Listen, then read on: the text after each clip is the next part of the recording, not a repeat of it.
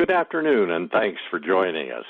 I'm Richard Digline, and I'll be moderating our Compensation Committee Series webinar, ESG, Building Shareholder-Focused Incentive Plans for a New Generation of Investors. When we talk about executive compensation plans, there's a long-standing tie between financial metrics and a corporate culture of pay for performance. However, we are entering a new era, and performance is no longer defined solely by the company's bottom line. Investors and the public at large are increasingly pressuring organizations to expand performance criteria beyond the traditional and increase the focus on environmental, social, and governance issues. Today we'll talk about this emerging trend with Jessica McDougall, Vice President of Investment Stewardship at BlackRock, and Alap Shah, Managing Director at Pearl Meyer. They will discuss incorporating ESG-like metrics into short and long-term incentive programs from both a company and shareholder perspective, and why monitoring and evaluating sustainability should not be viewed solely as good PR. Before we get started, Sienna Breen with NACD's education team will take us through a few short housekeeping notes. Sienna?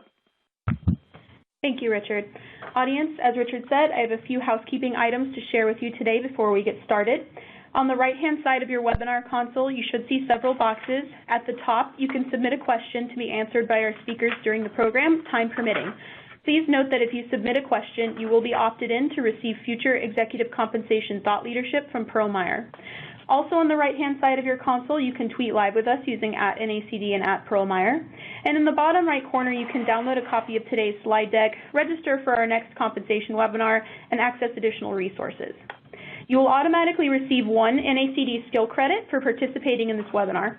Credit may be applied to NACD fellowship programs, and you can contact fellowship@nacdonline.org for more details. Please note that this is for the live program only.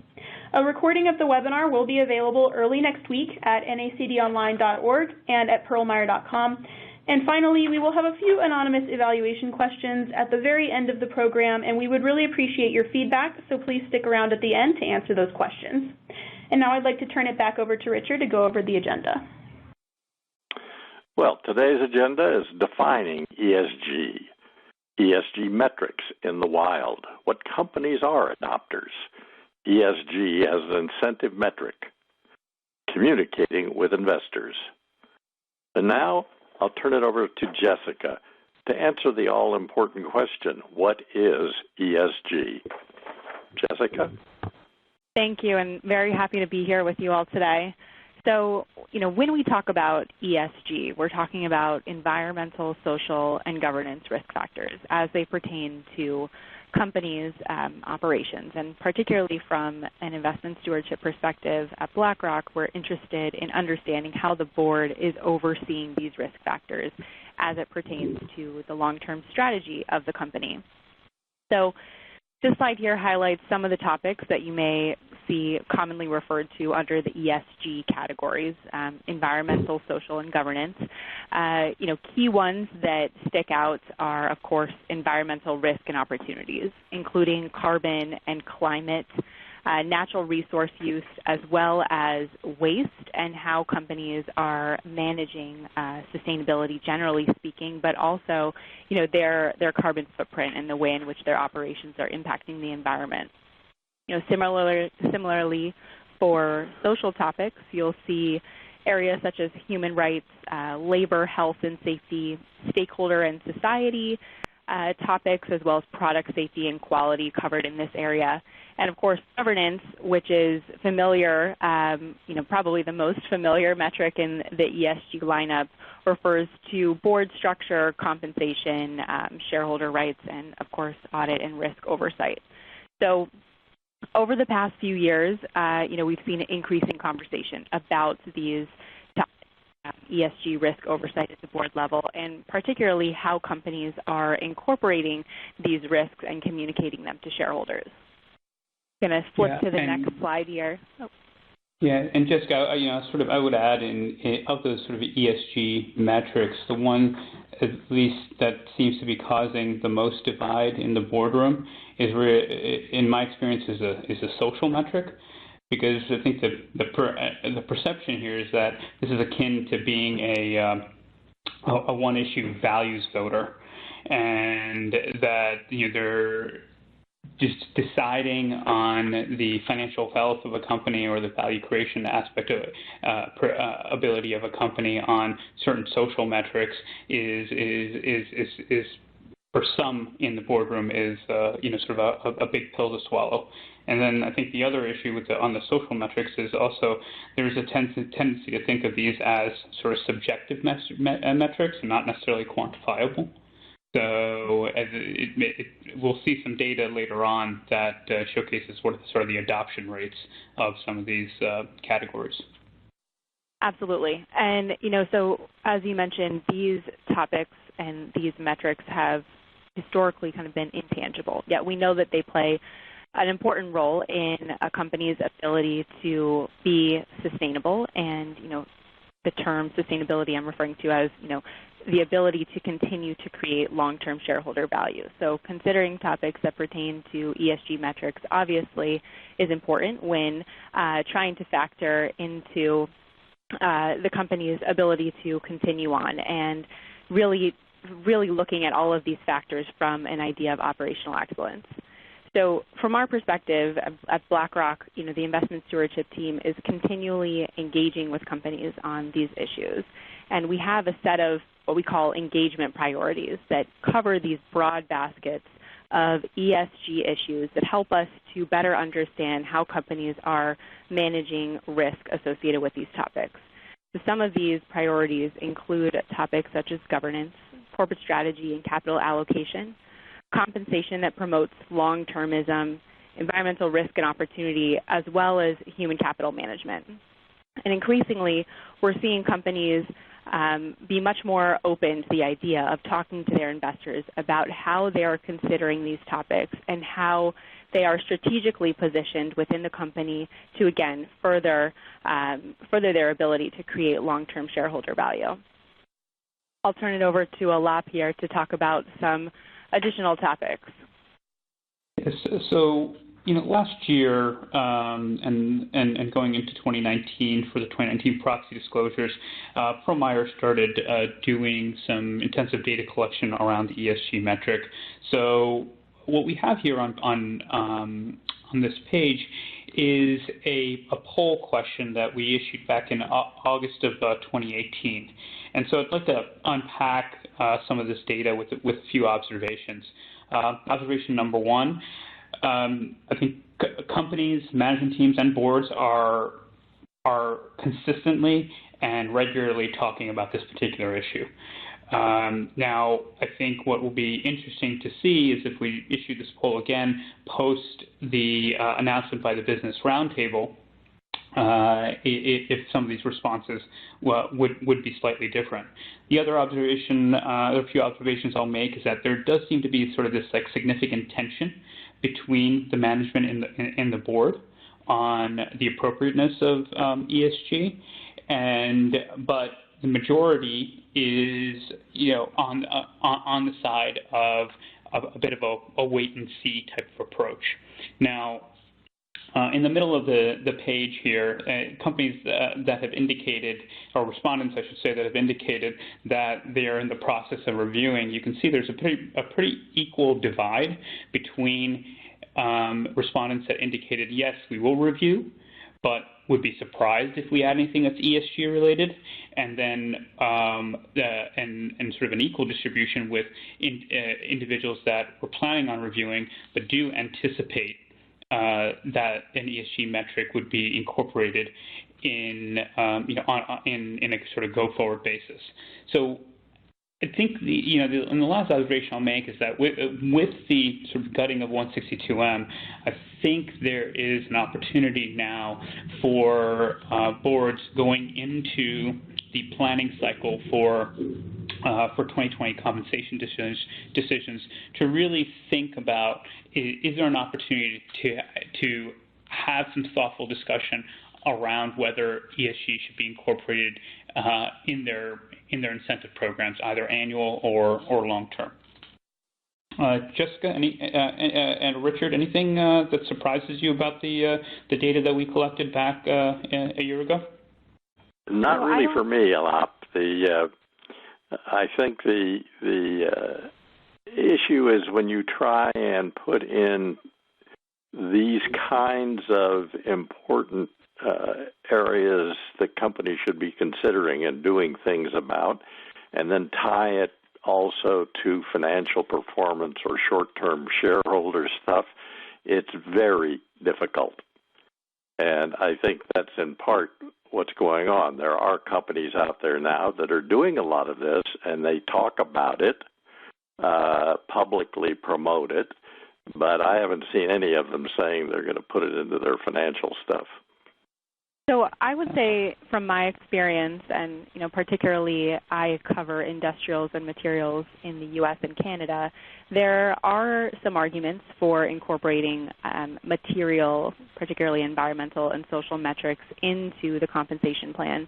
But again, they need to be directly related to the business. So, one example that I like to point to is for mining companies. I know that many of them incorporate safety as a metric particularly in their annual plan. And, safety technically, I suppose, would be considered a social metric, although, I would also argue that is maintaining a very, strict and appropriate level of safety within the company coincides with its license to operate and to continue on as a business.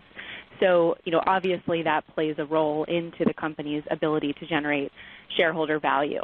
But I think that for some companies, that tie is not as clear-cut, and, really a critical evaluation of where an E or S or potentially G metric fits into the plan needs to be, pretty seamless with the overall strategy of the company as well as its core operations. Jessica, I'm glad you mentioned safety as a metric. This is something that's been sort of causing a lot of divide as well amongst individuals I've been speaking to this about. Is that for a company in the industrial space or the mining space, one could view safety as so integral to their core value system, their culture, that you can make the argument that why would you need it into the incentive program? What would you say to companies that were thinking that it doesn't need to be in there because we live and breathe it every day? Sure. So I can see that point as well. I think that by having this metric in the plan, it just reinforces a focus that perhaps is already there, but it's in writing. It's very clear as to what the company's priority is as far as keeping employees, workers, and areas around their mines safe. That it just reinforces a behavior that the company has articulated is so integral to its operations that it is necessary to be a focus and to be a point of reward if it's well executed on. And I think the other point is that one of the ways I think about it is that I think there can always be incremental improvement on a metric like that. So if the metric is structured in a way that you're tracking incremental improvement rather than necessarily absolute goals, then it could be quite relevant. Absolutely. So going on to the next slide, this is a bit more data for the audience to digest, and so I'll direct you to the graphic on the bottom left. And what this represents is a study that we did amongst S&P 500 companies, and you can see the evolution of ESG being incorporated in incentive programs. There's significant growth between 2013 and 2018 of incorporation in the short-term program, and there is a significant divide between the relevance of looking at an ESG metric in a short-term program versus a long-term program. And I think this at least from my perspective, and I'd be curious to understand, Richard and Jessica, how you would interpret the data. From my perspective, I think this is telling me that when companies are thinking about ESG type of metrics, they are looking to that incremental improvement, and that's why there seems to be some more relevance in the to include it in the short-term program rather than the long-term program, even though there might be some long-term value creation implications of focusing on ESG. The other thing I'll point out. Sorry, go ahead. Just one additional point. So when we talk to companies from an investment stewardship perspective about the structure of their compensation plan, we're trying to understand how they think that the structure incentivizes appropriately, and there should be a balance obviously between the annual and the long-term plan. But when we're asking companies to look out sometimes 3 to 5 years within the long-term plan, especially for performance metrics, I think that if we go back to the safety example, projecting out 3 to 5 years safety metrics could be it might not be as effective, because ideally, for example, you would like to get your reportable incidents or reportable accidents and work days lost down to as little as possible. But you don't necessarily know that incremental progress out 3 to 5 years, especially perhaps if a company is considering a new training program or a new awareness or some kind of additional report line that perhaps could help keep this number down on a year-over-year basis, rather than projecting out in that longer-term view, as we would expect, quite frankly, other performance metrics to be in the long-term plan. Yeah, no, I think that's an excellent point, and it seems to be sort of very metric-driven, because I could see, as part of the social goal, if you had sort of diversity or something as a goal, that you might want to put that more in the long-term program rather than a short-term program, because you want to see the evolution of that over a longer period of time. So I think it does end up being sort of very much metric-derived.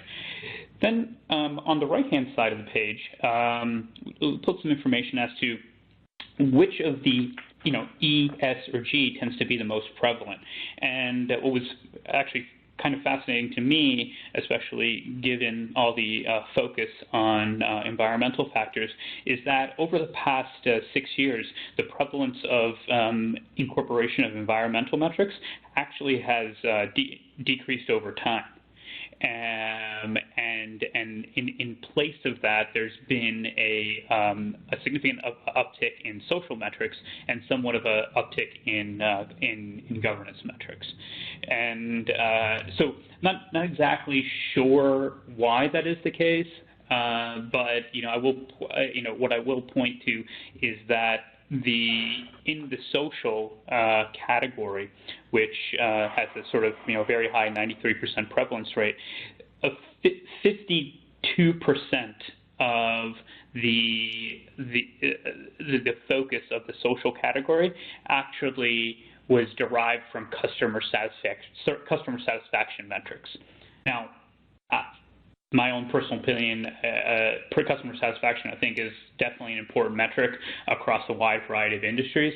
But I'll put this out to both Richard and Jessica, is that I would question whether shareholders that are zeroing in on ESG, whether or not they would think that particular metric would check the box, if you will. Well, it doesn't for me. It does not check the box. It is such a, in the industries that I've been in, which are mostly hospitality, food, beverage, hotel, casinos, customer satisfaction and attention to customers is just an everyday thing you do.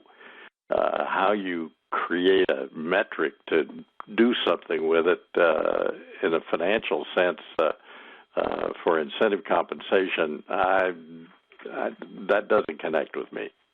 Jessica, any views on that?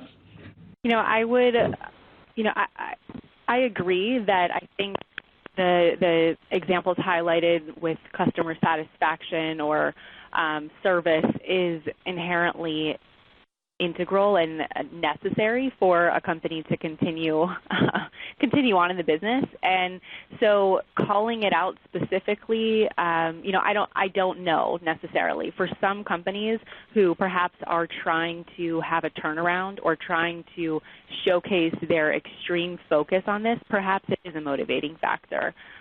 But for others who perhaps are more established, this is something that they feel is ingrained in their culture. There just is no other way that they know how to conduct their business. Perhaps it isn't as necessary to, call it out or try to create certain behaviors with this incentive. Excellent points. Thank you. Last point I'll make on this slide is, before leaving it, is on the governance, the distribution in the governance category. I'm not actually surprised by this at all. I think there are a variety of governance issues that are very company and industry specific. So having 67% of the governance category be quote unquote other, it's not particularly surprising to me. But I would imagine that 33% on shareholder rights is probably going to grow as we continue on a trajectory of more vocalization by shareholder groups. So I think the fundamental question really is, based on some of this data, is that does a focus on ESG drive long-term value? And that will bring us into one of our first polling questions, which, for the audience, what ESG category is most aligned with the company's long-term value creation? Environmental, social, governance, or other non-financial metrics better aligned with long-term value creation than ESG? So what we're looking from here is, perspective from the audience for the companies that they actually serve on. And what's interesting is I was reading some stat the other day that sustainable investing apparently accounts for 1 in every $4 of the 47 trillion in U.S. assets under management. So that, to me, was a little bit of an astonishing figure. Jessica, you probably were quite aware of that, but it did seem to suggest that there is a lot of focus on sustainable investing within the investor community. So, interesting. My take on this, and Jessica and Richard, please comment back as well, is that I am a little surprised that governance is leading the way, given the prevalence of what is currently in place and disclosed in proxies amongst that S&P 500. And maybe this is based on the population that we have in the audience being solely directors, that there is a sort of a heightened governance environment and a desire to ensure that corporate governance does really meet the sort of the best practices test. Any Richard? Yeah, Alap, I would say that I'm really not surprised by this. I wouldn't have been shocked if it was higher. If you think back over the last several years, ISS, Glass-Steagall, it's all been about governance, what you're doing appropriately with, the CEO, with compensation, with employee compensation programs, all of the stuff that boards look at to ensure that they are properly overseeing the activities of the organization. That's been so much in your face for so long now. I'm not surprised. It is also interesting to me that the prevalence definitely skewed towards the audience thinking that ESG metrics are aligned with the long-term value creation of an organization. In the conversations that I've been sort of privy to, there has been some skepticism as to can we identify a specific ESG category or metric that truly aligns to our long-term business strategy. And I think if that's still an outstanding question for companies, and I think it may very well be for some, I think another way to think about it is that if you don't see sort of the tangible alignment to long-term value creation based on your current business strategy, what I think you could probably see, without much argument, is a tangible link to risk mitigation factors. And my conversations with some shareholders, it definitely indicates that the shareholders are thinking about ESG as also a long-term risk mitigation. Jessica, any commentary on that? Yeah, so I would definitely agree that we are looking at this from a risk mitigation perspective. We like to say that we're looking at environmental and social material risk with a governance lens. So, we're trying to understand how the structures in place are appropriately overseeing these risks. And, that includes having the right people in the boardroom to ask the right questions, to, have the correct skill sets to appropriately oversee management and, perhaps, question how management is implementing or mitigating risk associated with environmental and social factors. So, I definitely think that it makes sense that governance was the one on the poll here that had the highest category that was aligned, or people believe that is aligned with a company's long-term value creation, because I think it fits into that oversight perspective, or that framework for which effectively environmental and social risk can be overseen.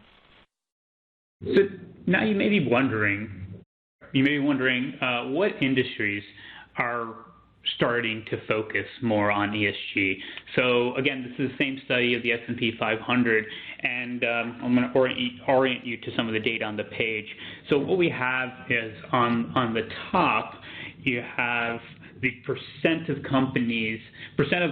all companies that are within the category. So of the companies that we looked at, 20% of those companies are in the utility space, and the statistic on the just below that is really within the utilities sector.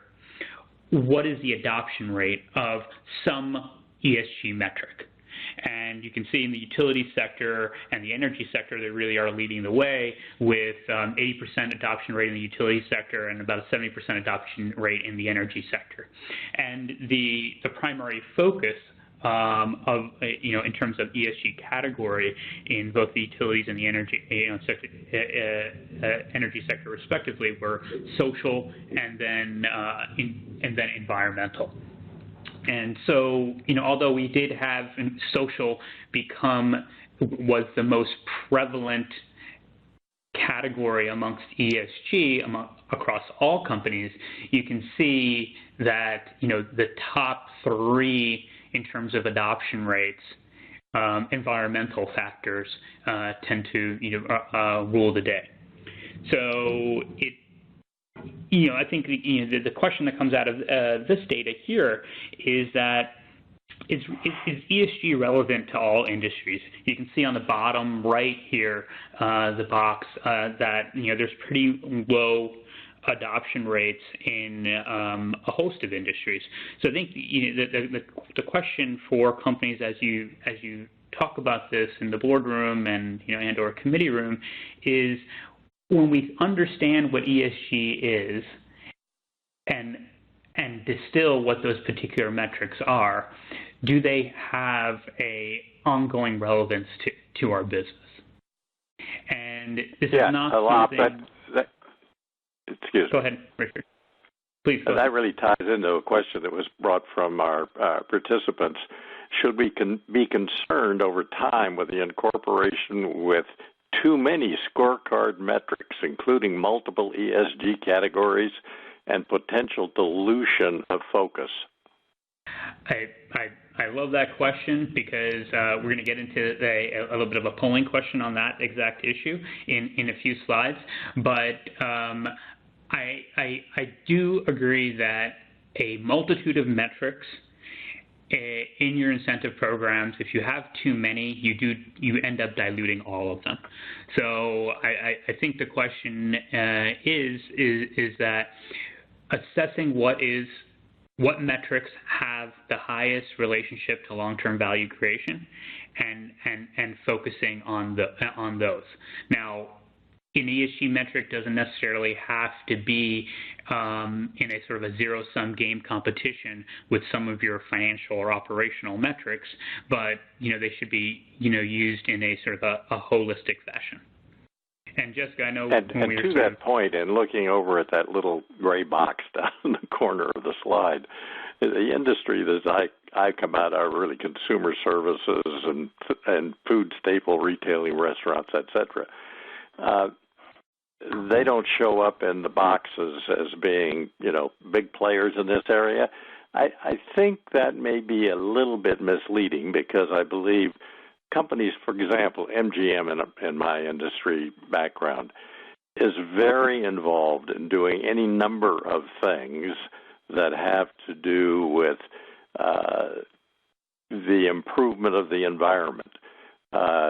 Much more diversity, both in terms of suppliers and in terms of employees. Simple things like avoiding waste.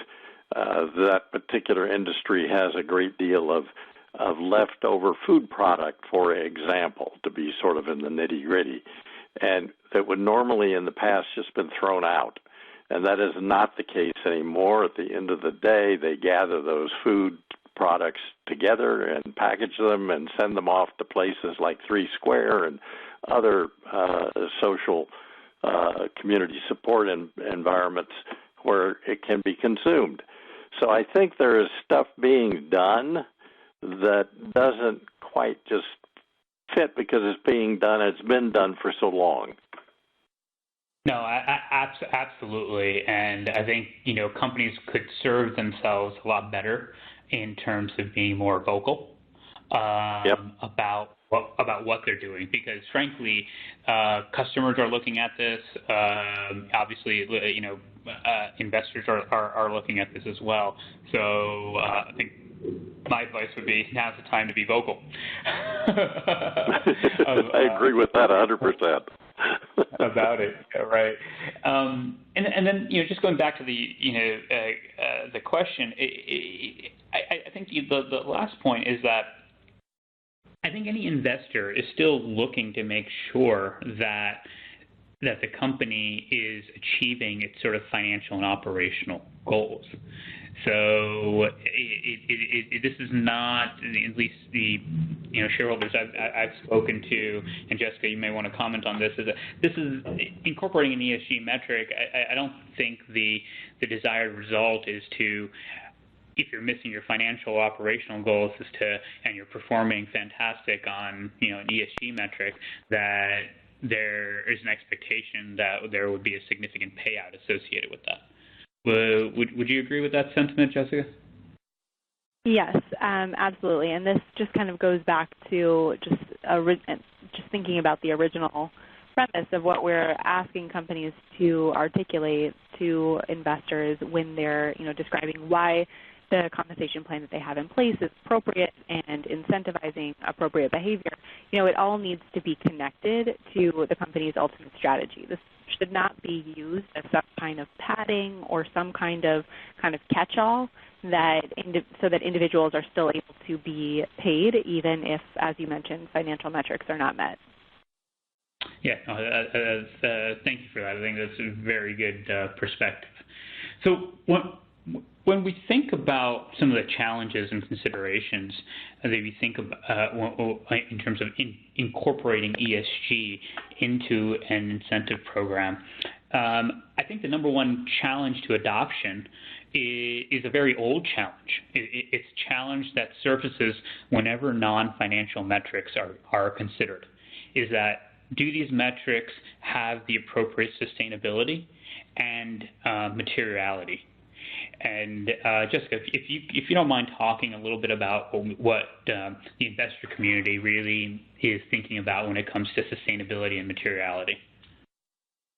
Sure. So, when we're considering sustainability, I think it's important to define exactly what we mean because, I've seen over the years that terminology such as ESG, CSR, corporate social responsibility, sustainability, even impact investing or socially responsible investing can be confused and mean different things to different people, and we ultimately just end up spinning our wheels without getting very far if we're not speaking the same language.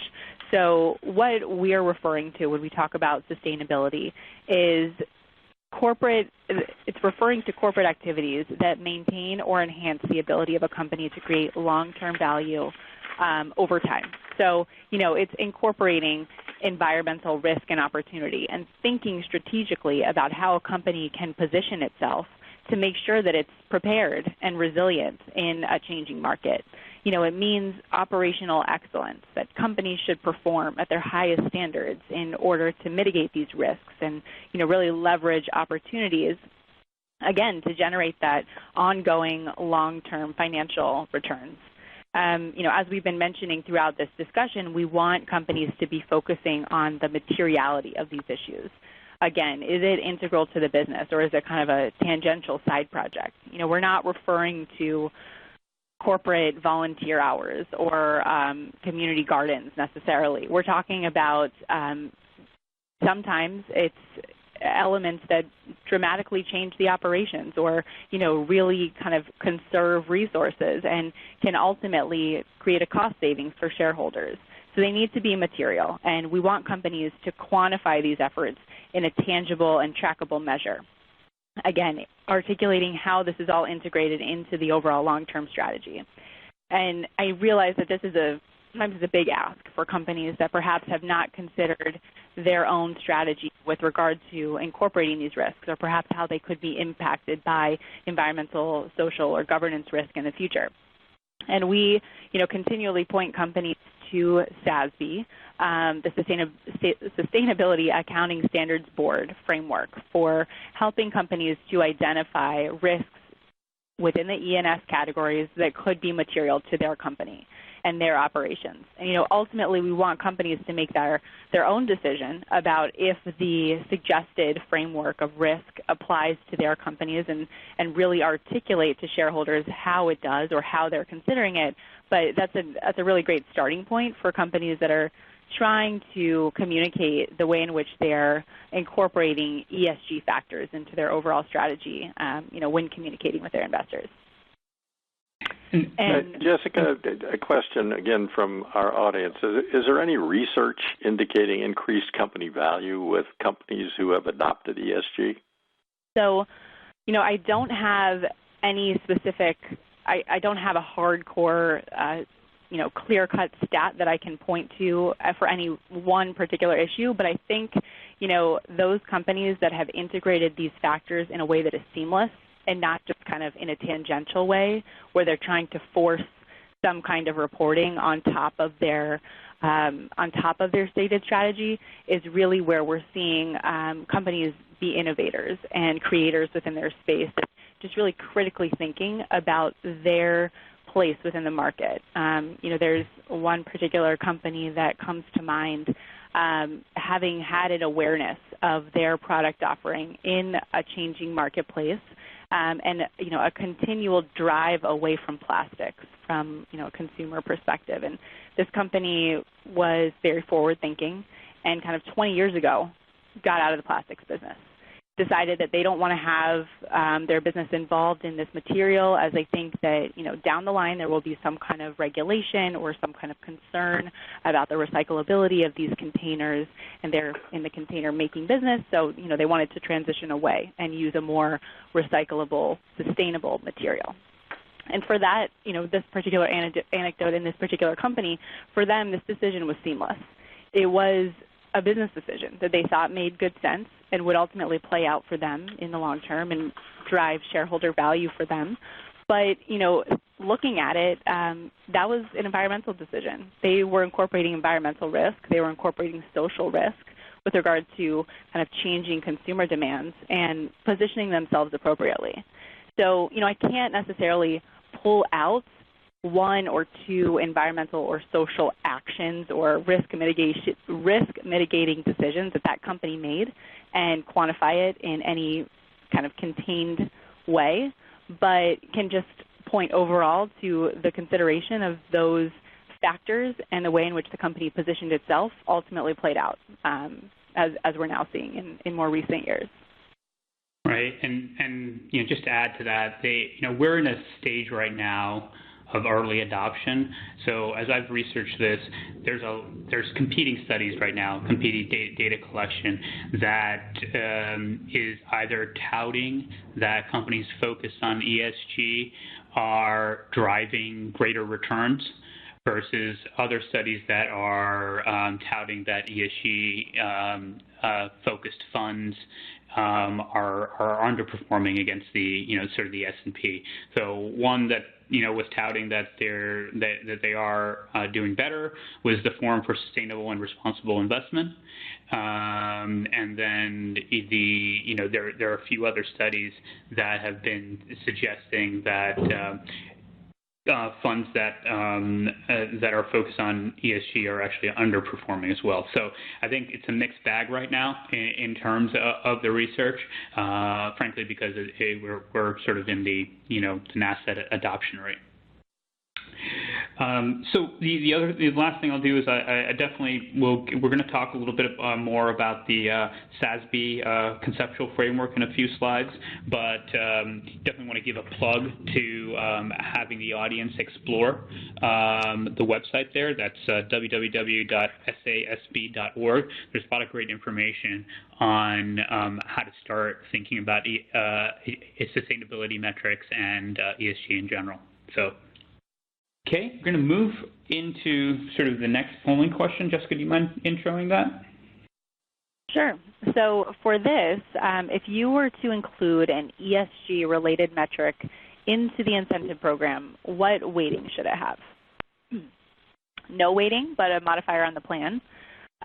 Less than 10%, 10 to 15%, somewhere between 15 and 20%, or more than 20%. So, this is I think we had a question from the audience, earlier on in the webcast that really goes to, we have all these metrics in the scorecard, how do we incorporate this with it potentially having some teeth to it? I know I have my particular view of where I would see this, if you're going to include an ESG metric, what I think those percentages are, but I'll reserve that until we get the poll results. But I will say I think we haven't broken this out by industry, but I think if we were to, I think the results would probably vary significantly by industry. Anything to add, Jessica or Richard, on that? No, I agree with your last comment. I think it varies very significantly by industries. Okay, so let's go into the poll results. So, what do we have here? So a good amount of prevalence for no weighting, but a modifier. Looks like the majority respondents are, basically between 10 to 15%. But if you think about it, the majority being, less than 15%, really. With a significant chunk saying less than 10%. So this is something. This is not unexpected from my point of view. What I would challenge companies to think about is that does something have? If you're going to give something sort of a less than 10% weighting, does it really have the true focus and attention of your senior executive team? Because when I think about sort of financial and operational metrics, including in an annual incentive plan or a long-term plan, I shy away from weighting anything that that was less than 10%. Frankly, less than 20% even. So that's one thing I would sort of ask companies to think about when they're thinking about this.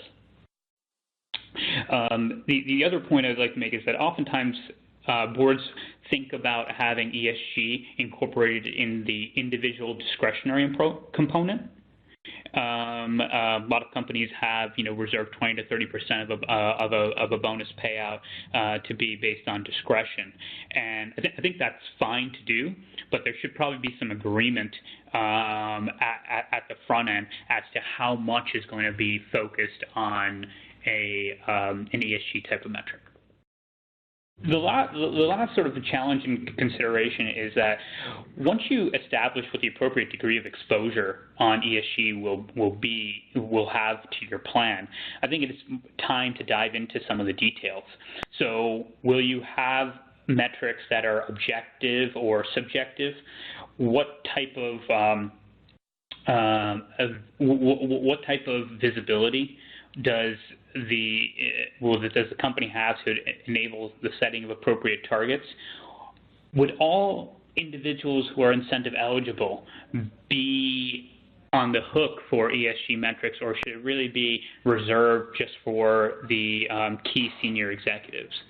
And then lastly, I think the poll response covered this a little bit. Is that should it really be a standalone measure with a weighting, or should it just be a modifier on a 100% sort of financial or operational driven metric? So and as I said before on the sort of the SASB, I think when you look at the SASB, there's a really lovely triangle framework that they call their conceptual framework, and I think it speaks to the decision-making process of whether you were to include anything from an ESG front into your incentive programs. Is you should look at a few fundamental tenets that it should be the metric should be industry specific. It should be informed by market practices. The calculation of it and the assessment of it should be evidence-based, and these should be topics that are, as I said, relevant to the industry, something that shareholders actually and stakeholders have concerns about.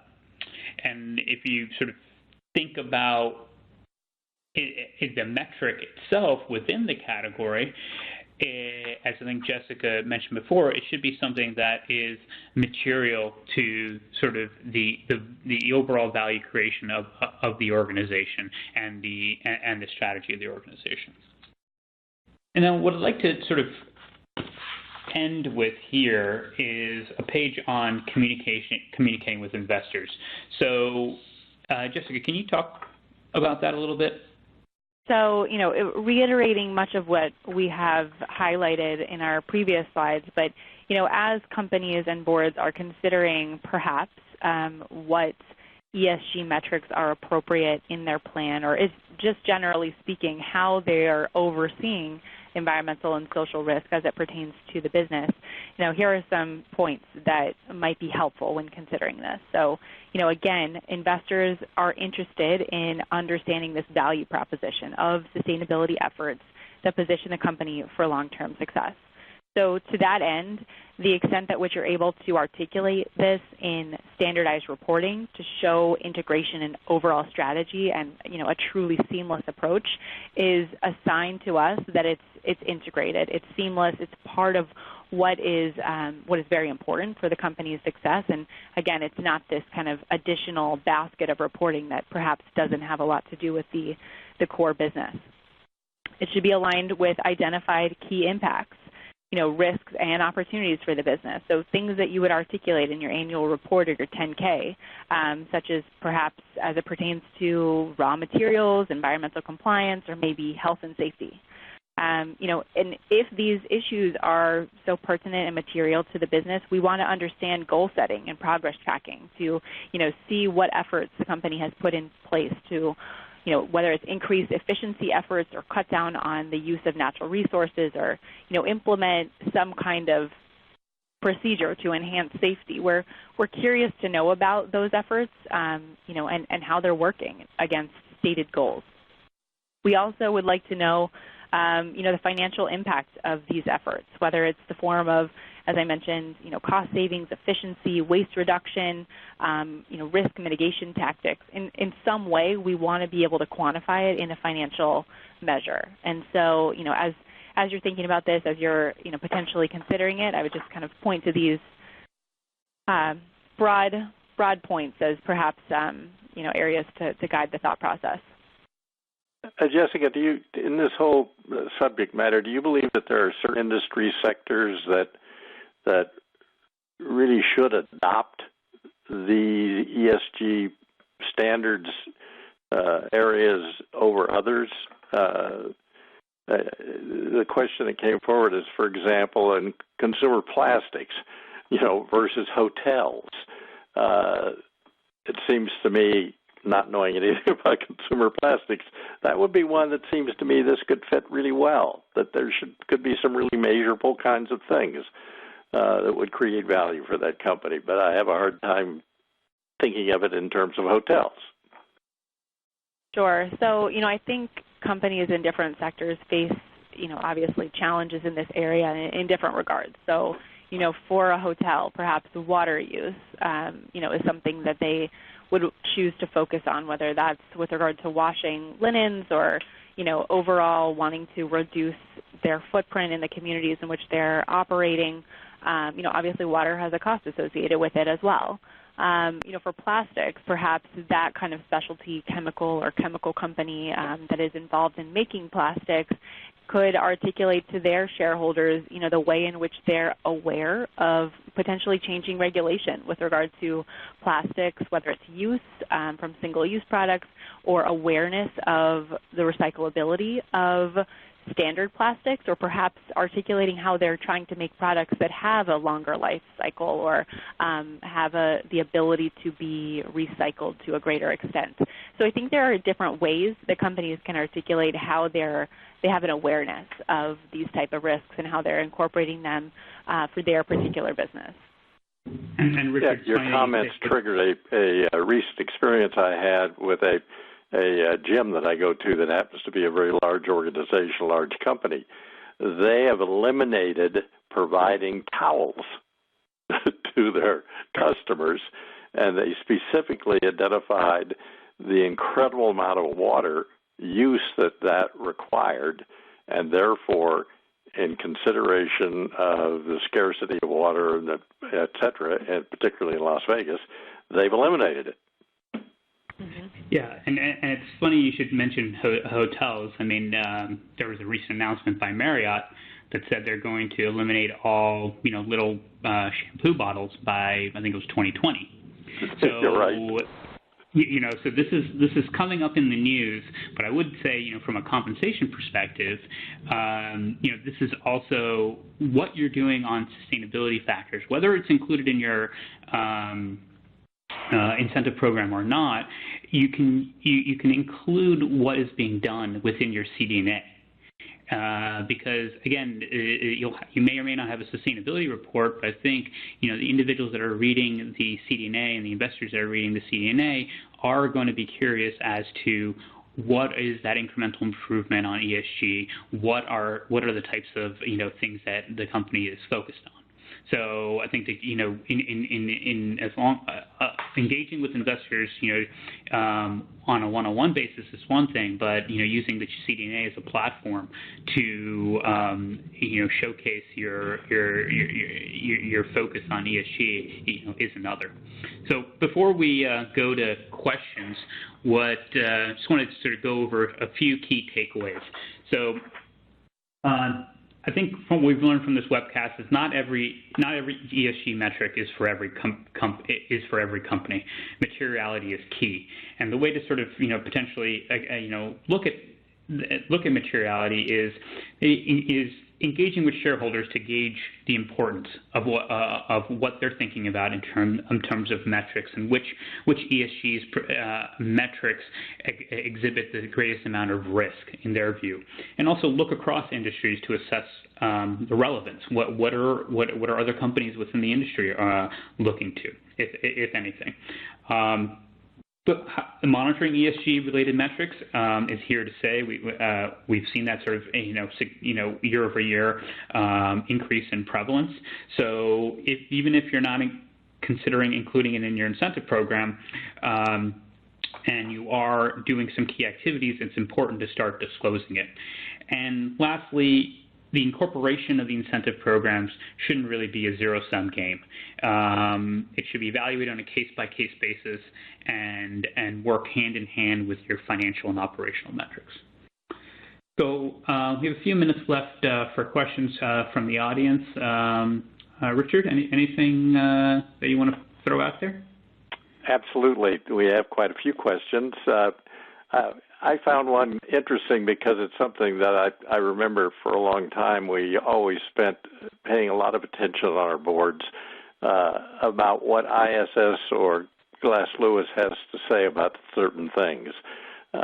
Do they have any specific positions that they've taken looking at spreading the incentive plans over more and more measures? I haven't seen any sort of commentary from them about the number of metrics in a particular incentive plan, but I know that there is both organizations are going to be flexing their muscles a little bit more on assessing the importance of certain metrics and the goal-setting process. So I would not be surprised if you have a whole host of metrics that are each weighted 5%, that there wouldn't be, some commentary on that. Good. Interesting comment, not really quite so much a question. ESG is really about managing shareholder risk to sustainable business performance. Therefore, metrics on companies using versus not using ESG are probably arbitrary without looking at data over multiple years. Any comments on that? I think it comes back to this point that we kind of touched on a little bit earlier, that there isn't a hardcore nugget of data or a certain statistic that I can point to that says by implementing X, Y will be created, essentially. And so one of the challenges that we also face is that, there is not one standardized reporting framework that all companies across all sectors or even companies within any one sector are abiding by. So it's very hard to compare apples to apples or even necessarily track companies, an individual company's own progress over a several-year period, as sometimes they've changed their reporting metrics, sometimes they've changed the way in which they're reporting data. So, I think the quality of data and the consistency of data is something that we don't yet have. Hopefully among these conversations and continual engagement with companies are really looking to streamline the reporting effort so that investors can better track that progress and come to some more conclusions, frankly. And along that same line, Jessica, can you address any risks you see associated with ESG disclosures by companies? Some of the pushback I have received from companies is that they're afraid of putting information out there that potentially would make them liable for some reason or another. And, so I would say the companies that are acting as best in class and really employing these best practices are having their ESG data audited by a third party, has some kind of additional independent verification, to make themselves feel as though there's another check on this information, but also to, assure investors that this data is sound and has been verified. I think that we're probably out of time, and so maybe we'll turn it back over to Sienna.